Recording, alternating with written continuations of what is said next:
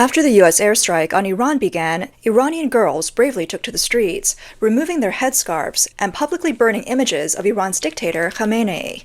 This video comes from China's Douyin platform.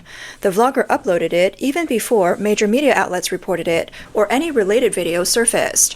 After news of Khamenei's death broke, large crowds gathered in Iran, toppling his statues and burning his portraits. The scene erupted in celebration. This video also comes from Chinese social media, uploaded around 9 a.m. Beijing time on March 1st, ahead of most media, video platforms, and websites. It shows how deeply China is invested in the situation in Iran, much more than many may expect. A key question among the Chinese people now seems to be, who's next? U.S. President Donald Trump posted on social media, Khamenei, one of the most evil people in history, is dead. Iranian state media initially denied it, but hours later, the Iranian TV and the National Security Council both confirmed Khamenei's death. They also declared a 40-day period of mourning. Khamenei's 37-year rule over Iran came to an end on February 28th, as 30 heavy air-to-ground bombs dropped by the U.S. and Israeli coalition turned Tehran into rubble. In this operation, called Epic Fury, the U.S.-Israeli alliance launched a large-scale airstrike with around 200 fighter jets. The targeted strike was unusual for taking place in the morning rather than at midnight, aimed at a secret meeting involving Iran's top leadership, including the defense minister and the head of the Islamic Revolutionary Guard Corps. Why the daytime strike? Intelligence showed that the top 7 officials, including Khamenei, were gathered in a heavily protected underground residence in Tehran.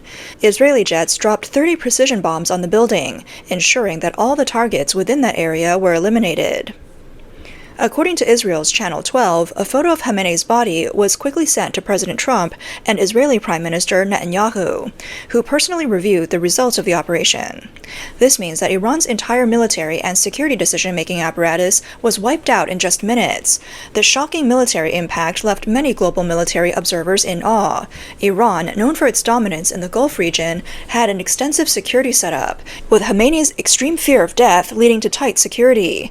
Yet even Iran's air defense systems and underground bunkers, which were said to be able to withstand nuclear attacks, failed to stop the strike.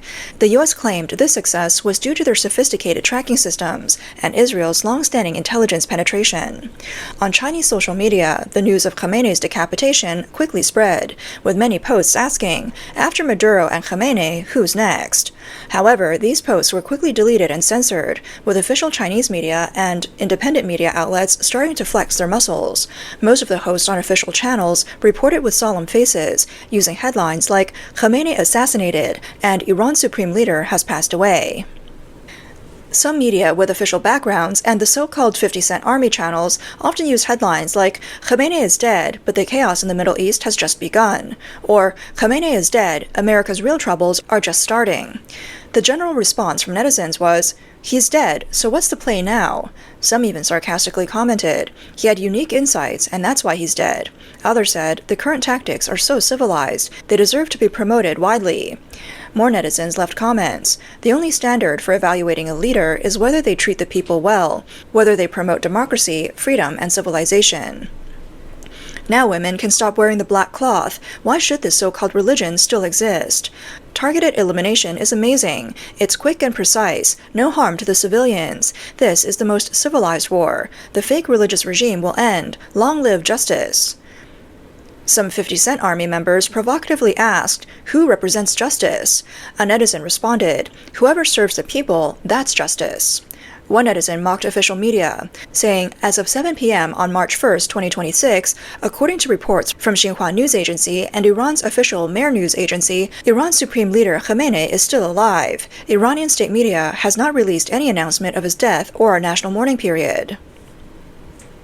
The news about Khamenei's assassination lacks confirmation from authoritative sources and is still being dismissed as a rumor. Please rely on reports from official sources like Iranian media, Xinhua News Agency, and Reuters for accurate information. A vlogger, possibly a patriotic little pink, expressed great disappointment in Iran's performance. With a humorous style, he reported on the situation in Iran. 苏莱曼尼被出卖的那天，哈梅内伊就该料到今日不远。 When Iranian military official Soleimani was decapitated, Khamenei should have known his time was near. Iran is really, really bad. After so many informants, so many high-ups being decapitated, the protection of key figures was still so pathetic. Persia truly deserves its suffering.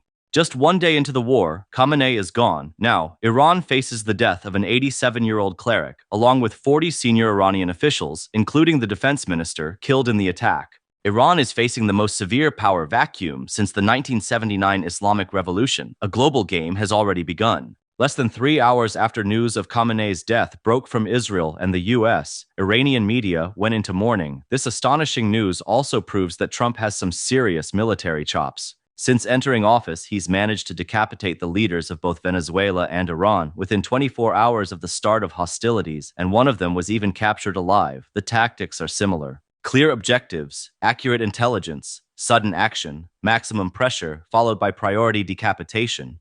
Adding to this is the information warfare-driven combination strategy, quickly eliminating enemy leaders and ensuring that they make the first exit among the ranks. He said that Trump's actions were all about strengthening his image as decisive and capable. Since he didn't get a Nobel Peace Prize, Trump resurrected his Bavarian bloodline, launching multiple-pronged attacks and blitzkrieg strategies. Iran really held on to some fantasies, and what's embarrassing is that the missiles have already been launched. Iran's foreign minister is still complaining. They don't understand why the US government insisted on negotiations, but started the war halfway through. Trump's unpredictable moves made any delay tactics or hope for luck pointless. Khamenei's death is different from Maduro's. As the absolute core of Iran's political religious system, the final decision-maker in military, political, and diplomatic matters, and the sole balance keeper of internal factions, Khamenei's position is almost unparalleled in modern nations. He was not just any ordinary national leader. In Iran, the president is merely the public CEO, an executive officer, while the spiritual leader holds power above all three branches of government. The final say on major national policies, war and peace, nuclear policy, and strategies against the US lies with him. His influence is so great that he can veto legislative decisions, control presidential appointments, and arbitrate conflicts between factions and institutions. As the Ayatollah, his religious decree carries the force of law. Without his religious endorsement, any political decision lacks divine legitimacy. Now, as internal struggles rage within Iran, with conservatives, reformists, and radicals in constant opposition, Khamenei's death signifies the end of an era. Iran now faces enormous crossroads and tough choices, as Persia searches for a new way forward. One netizen commented that the 50-cent army and Little Pinks have one common trait. They're members of the lower class, yet they narrate with the mindset of those in power. They talk endlessly about international strategy, but never care about the struggles of the people around them. Regardless of the future direction Iran takes, it has already been liberated from a hellish system, and that's the truth. But these people choose to ignore it. The future of Iran belongs only to its people, and the reaction of the Iranian people already says it all. Another netizen noted that the majority of Chinese people are now wondering, when will it be China's turn?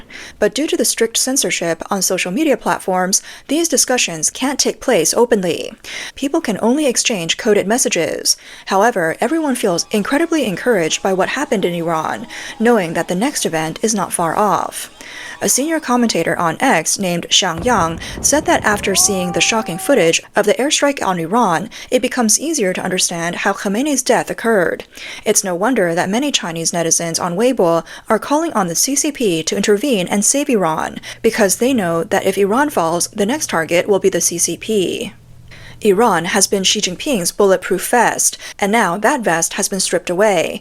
Without the strategic buffer, Xi Jinping will be forced to face the US in a final showdown, lacking energy security and being surrounded by a full geopolitical blockade. Can he afford not to rescue Iran's regime? Of course, wanting to rescue it is one thing, but being able to is another. Another netizen on X said it's likely that most people inside Iran wanted Khamenei out, but they just couldn't do anything about it. Leaders who ensure prosperity for only a small group while exploiting the common people are not liked by the people themselves. The sovereignty of a country should belong to the people, not an individual. If the people's opinions don't matter, then the common people should wish for Khamenei's removal even more than the US does. It is well known that Beijing has always seen Iran as an ally in its confrontation with the US. furious. After the airstrike on Iran, Chinese official media openly condemned the military action. However, interestingly, the comment section on CCTV's social media account has now flipped. Many Chinese netizens have left comments celebrating and congratulating the Iranian people for gaining freedom. And surprisingly, these comments have not been deleted. The comments were overwhelmingly positive. Congratulations to Iranian women for their liberation. Today is a great day. Everything we wanted is coming true. Honestly, that was too fast. It was almost over immediately. Decapitation really is the most civilized action.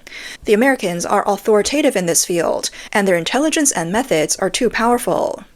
Many overseas Chinese netizens on X have pointed out that if these were posts from regular users, they would have been deleted by now. CCTV might have deliberately left the comments unchecked, seemingly forgetting to close them.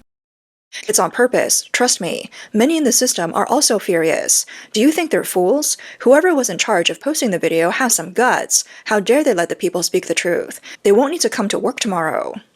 Another netizen commented, "Flipping over? It's always been like this. They just didn't let us say it. If Xi Jinping gets decapitated, then comments won't need to be reviewed anymore." One user said, "Yes, I can feel it. A few years ago, when I made sarcastic comments about the CCP or sharply criticized social issues on Bilibili's comment section, a lot of 50 Cent Army people would come and curse me. And many people would like their comments, while only a few liked mine. But over the past year, I felt a huge change, and now it's often the other way around." Let's take a look at how the CCP's mouthpiece fabricated fake news about Iran and how they were caught. A video on Chinese social media shows Iranians' polarized reactions to Khamenei's decapitation. Some were in pain, while others were celebrating. CCTV's so-called reporter posted videos only showing people's expressions of pain, without any text explanation. Mainland netizens said, "The elites are crying, because they now know they'll be held accountable later. The people are happy because they're finally free."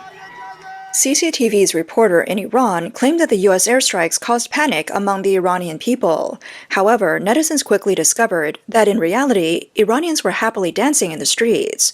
Iranians posted videos from their homes showing smiles from children as they learned of Khamenei's death.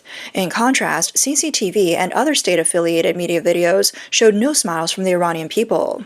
As the smoke from the battle in Tehran cleared, Khamenei's theocratic rule collapsed, sending shockwaves through the global political and economic landscape. Analysts agree that Iran's strategic value to the CCP is unparalleled. The fall of its regime not only reshapes the Middle East, but also delivers a fatal blow to the foundation of the CCP's rule. This devastating blow can be felt across three dimensions: geopolitical strategy, psychological defense, and the logic of governance. First, the CCP has lost its strategic shield and top proxy for global expansion. For years, Iran was seen by Beijing as its top anti-US fighter in the Middle East, hoping to distract U.S. military resources and attention in the region. With attention diverted, the CCP has strategic space in the Asia-Pacific region. With the disappearance of Iran's proxy, the CCP's strategic layout in the Western Pacific and the Middle East has fractured, directly exposing it to the U.S. military's global missile and precision strike capabilities, plunging it into unprecedented strategic isolation. Secondly, Khamenei's decapitation has shattered the CCP's security myth. Khamenei had implemented an obsessive and meticulous defense system for his own security, not only with underground fortifications that could withstand nuclear attacks, but also with an impenetrable security network. However, the precise strike in broad daylight proves that with high-tech intelligence and the cooperation of insiders, any physical fortress is essentially useless. This left Xi Jinping feeling a chill down his spine. For the CCP, which has lost public support and faces suspicion from every corner, the unstoppable inside agents and all-encompassing surveillance backlash have become its most fatal vulnerabilities. Khamenei's fate has undoubtedly sent a death warning to Beijing's top leaders. When rulers are at odds with the people, destruction often comes from the deepest layers within. Finally, this marks the complete collapse of the dictatorship model globally. The CCP has long preached to its followers and proxies that by relying on extreme violence, brainwashing lies, and all-encompassing digital surveillance, brutal regimes can stand up to democratic nations. However, from the capture of Venezuela's Nicolás Maduro to the rapid downfall of Khamenei, these so-called dictatorial models are being swept away one by one. This not only proves the vulnerability of authoritarian regimes, but it also cuts off the CCP CCP's last hope of finding strategic allies. While the people in Tehran celebrated their freedom in the streets, the CCP's narrative it's built over the years completely crumbled. It can no longer prove that its model of governance is sustainable or capable of countering the US. The fall of the Iranian regime represents a complete collapse for the CCP, from geopolitics to psychology, from power to belief. With the last strategic buffer gone, Beijing will now face a free world with highly concentrated energy and precisely targeted firepower.